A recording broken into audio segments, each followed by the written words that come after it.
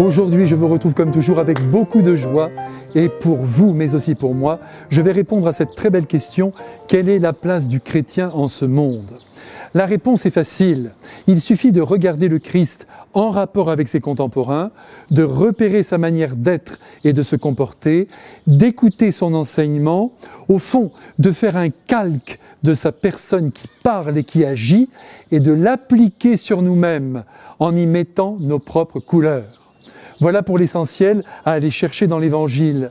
Le grand danger serait de concevoir les chrétiens à côté du monde, ou pire encore, en dehors du monde, sous le prétexte que celui-ci marcherait sur la tête. Non, nous faisons partie du monde, chrétiens ou pas, et quelles que soient nos idées, nous sortons tous du ventre maternel et nous prenons tous notre place d'homme à un moment donné de l'histoire.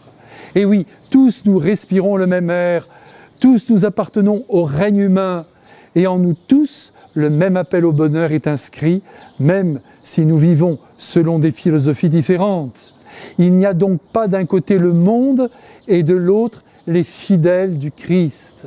Si nous sommes au coude à coude, les uns avec les autres, dans cette mêlée, nous allons bien sûr, nous, les amis du Christ, apporter notre note à la grande partition de la vie.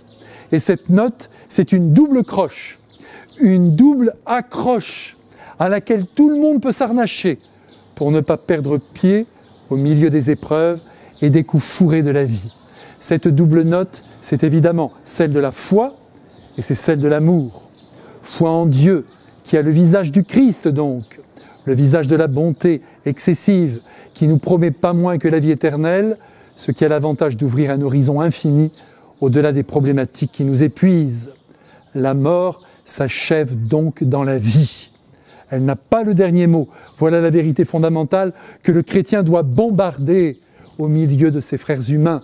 Comment? Eh bien, par son tonus, par sa joie, par sa capacité de relèvement face aux difficultés, mais aussi par ses paroles d'optimisme, lâchées en cours de dialogue autour d'un café ou d'une bonne bière. Reste bien sûr l'amour à manifester comme la plus belle des réalités humaines, à ne surtout pas perdre en cours de vie. Amour, compréhension, amour indulgence, amour consolation, amour comblement. À bientôt!